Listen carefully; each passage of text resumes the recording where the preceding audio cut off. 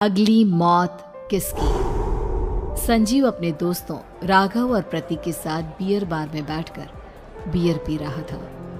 संजीव आज बहुत खुश लग रहा था। अरे यार, आज की पार्टी में तो मजा आ गया। तुम दोनों दोस्तों के साथ तो मेरी जिंदगी इतनी अच्छी है कि क्या बताओ कितनी अच्छी है। अरे भाई, अब दोस्ती की है तो जीना मरना सब साथ में। हाँ अरे अरे यार सुनो, जल्दी से एक बियर और ऑर्डर करते हैं ना, एक आखिरी, और उसके बाद ये जश्न यहीं खत्म हो जाएगा। अरे हाँ हाँ, क्यों नहीं। वेटर, जल्दी से 2 बियर की बोतल लेकर आओ। आज मेरे दोस्तों को जश्न मनाना है, क्यों? इतने में वहां पर एक बहुत सुंदर लड़की छोटे छोटे कपड़े पहनकर हाथ में बियर की बोतल लेकर उसके पास आती है। ये लीजिए, आपने बियर ऑर्डर की थी ना, मैं लेकर आ गई। क्या बात है यार, इस बार की वेटर तो बड़ी सुंदर है। अब बियर लेकर आई हो तो अपने हाथों से ही पिला दो ना। हाँ हाँ, क्यों नहीं, जैसा आप बोलोगे मैं वैसा ही करूँगी। क्या बात है यार, अब तो लगता है रोज यहीं आना पड़ेगा। उसके बाद वो लड़की उन तीनों को बियर सर्व कर देती है। पार्टी करने के बाद वो तीनों अपने अपने घर जाते हैं।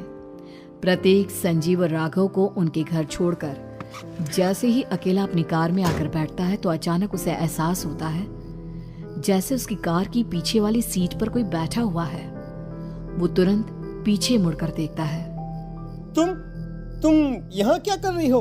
और तुम मेरी कार में कब आई? अरे तुम तो बार में वेटर थी ना। बस ऐसे ही मेरा दिल कर रहा था आपके साथ आपके घर चलने का, इसलिए मैं आपके साथ चली आई। अरे लेकिन तुम मेरी कार में आई कब? अभी कुछ देर पहले तो यहाँ पर मेरे दोस्त बैठे हुए थे। प्रतीक के इतना बोलते ही उस लड़के का चेहरा खतरनाक तरीके से बदल जाता है। उसकी आंखें पत्थर की तरह सफेद और पूरे शरीर पर नीली नीली नसें उभर आती है। गाड़ी चलाओ, पूरी स्पीड में चलाओ, और अगर तुमने गाड़ी रोकने की कोशिश भी की तो मुझसे बुरा कोई नहीं होगा। डर की वजह से प्रतीक के पसीने छूटने लगते हैं। उसका शरीर बुरी तरह से कांप रहा था। प्रतीक बिना कुछ सोचे समझे कार को फुल स्पीड से चलाना शुरू करता है। चलते चलते वो शहर से दूर एक पहाड़ी पर पहुंच जाता है और सामने अब सिर्फ पहाड़ी का किनारा दिख रहा है, जिसे देख प्रतीक घबराकर अचानक से कार को ब्रेक लगाता है। देखो देखो देखो देखो, मुझे छोड़ दो मुझे। अगर मैंने गाड़ी जरा सी भी आगे बढ़ाई तो हम दोनों नीचे गिरकर मर जाएंगे। ये तो तुम्हें पहले सोचना चाहिए था ना। अब कुछ नहीं हो सकता।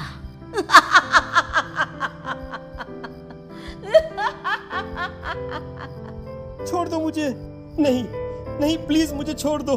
प्लीज मुझे जाने दो। छोड़ दो मुझे। गाड़ी आगे बढ़ाओ।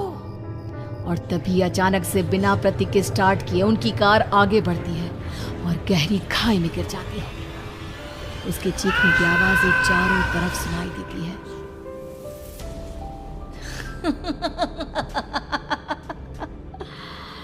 तुझे मारकर मेरे कलेजे में जल रही आग को थोड़ी शांति तो मिल गई, लेकिन अभी ये कहानी खत्म नहीं हुई। और फिर अगले दिन राघव और संजीव को पता चलता है कि प्रतीक की पहाड़ी से नीचे गिरकर मौत हो गई। अरे कल रात की तो बात है यार, हम सब बैठकर पार्टी कर रहे थे, लेकिन मेरी एक बात समझ में नहीं आ रही। राघव शहर से इतना बाहर उस पहाड़ी पर इतनी रात को क्या करने गया था? अरे यार, वही सोचकर तो मैं भी परेशान हूँ। हम दोनों को छोड़ने के बाद तो वो सीधा अपने घर जाने वाला था, और वो आत्महत्या क्यों करेगा भाई? कल रात तक वो कितना खुश था, हमारे साथ सेलिब्रेट कर रहा था। हाँ, लेकिन पुलिस ने तो यही कहा है कि प्रतीक ने अपनी कार को जानबूझकर पहाड़ी से नीचे गिरा दिया और आत्महत्या कर ली। अरे यार संजीव, मेरी तो कुछ भी समझ में नहीं आ रहा है। चल ठीक है, अब मैं अपने घर जाता हूँ। ओके। बाय। राघव अपने घर में अकेला था। दोपहर का वक्त था। तभी दरवाजे की घंटी बजी। कौन है? अरे 1 मिनट रुको, अभी आता हूँ। राघव ने जैसे ही दरवाजा खोला उसने देखा कि सामने एक बहुत खूबसूरत लड़की खड़ी हुई है। कौन है आप और यहाँ किससे मिलने आई है? देखिए ना, बाहर बारिश शुरू हो गई थी, मेरी गाड़ी खराब हो गई है। आपका घर नजर आया तो सोचा कुछ हेल्प ले लेती हूँ। क्या नहीं, आइए ना, आइए आइए। मेरे कपड़े पूरे भीग चुके हैं, क्या आपके पास टॉवल मिलेगा प्लीज? राघव अपने बाथरूम से एक टॉवल लाकर उस लड़की को देता है। थैंक यू सो मच, अब मैं चलती हूँ। अरे इतनी क्या जल्दी है? आप चाहे तो बारिश रुकने तक यहाँ पर रुक सकती हैं। हाँ। लड़की ने पलटकर राघव की तरफ देखा। नहीं, मुझे जाना होगा, मेरा काम बाकी है।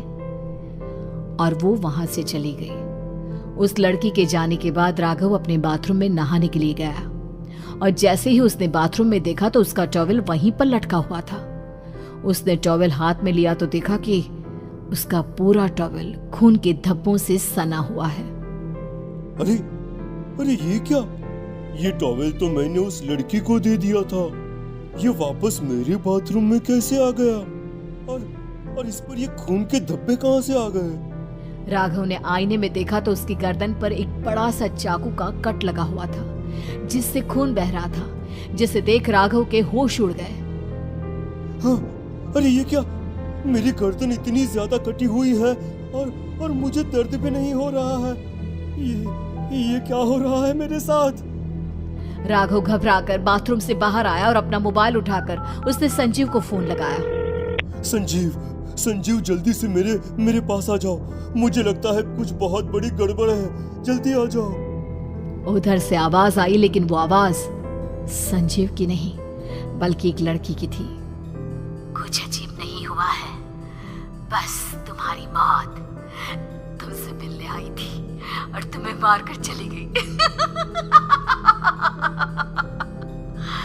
अब तुम इस दुनिया का हिस्सा नहीं हो राघव, इसलिए तुम्हें अपनी गर्दन के कटने का दर्द भी महसूस नहीं हो रहा। नहीं, ऐसा नहीं हो सकता, ऐसा नहीं हो सकता। कौन हो तुम? तुम्हारी मौत। अब संजीव के पास खबर पहुंचती है कि राघव ने अपने ही घर में चाकू से गर्दन काटकर आत्महत्या कर ली। ये सुनने के बाद संजीव के होश उड़ गए। वो पसीने से तरबतर हो गया और एक अनजाना डर अब उसके दिल को सताने लगा। संजीव के साथ ही उसका एक छोटा भाई राजीव भी रहा करता था। अपने भाई को इस तरह परेशान देखकर राजीव उसके पास आया। अरे भैया, क्या हुआ भैया? आप इतने घबराए हुए क्यों लग रहे हैं? प्रतीक और राघव की मौत, मेरा मतलब मेरी कुछ समझ में नहीं आ रहा भाई। अचानक से मेरे दोनों दोस्तों ने आत्महत्या क्यों कर ली? अरे वो तो मेरी भी समझ में नहीं आ रहा है भैया। हाँ, हो सकता है कि कोई परेशानी होगी और इसीलिए उन्होंने ऐसा किया होगा। हाँ, लेकिन दोनों की जिंदगी में एक साथ परेशानी और दोनों का इतनी खतरनाक तरीके से आत्महत्या करना, कहीं ऐसा तो नहीं मैं भी मर जाऊंगा? अरे आप ऐसी बातें क्यों कर रहे हैं भैया? वैसे ही मैं इतना परेशान हूँ। जब से अंजलि ने मेरा साथ छोड़ा है तब से सब कुछ बहुत अजीब सा हो गया है। रोज रात को डरावने सपने आते हैं। ऐसा लगता है जैसे अंजलि बार बार मेरे सपनों में आकर मुझे डराने की कोशिश करती है। अंजलि का नाम सुनते ही संजीव की आंखें फट गई और उसके गले में आवाज अटक गई। उसके चेहरे पर घबराहट साफ नजर आ रही थी। कौन थी वो लड़की जिसने प्रतीक और राघव को आत्महत्या की आड़ में मौत की घाट उतार दिया? और कौन थी अंजलि जो बार बार राजीव के सपनों में आकर उसे डरा रही थी? अंजलि का नाम सुनकर संजीव इतना घबरा क्यों गया? इन सवालों के जवाब जानने के लिए देखिए इस खतरनाक कहानी का अगला भाग।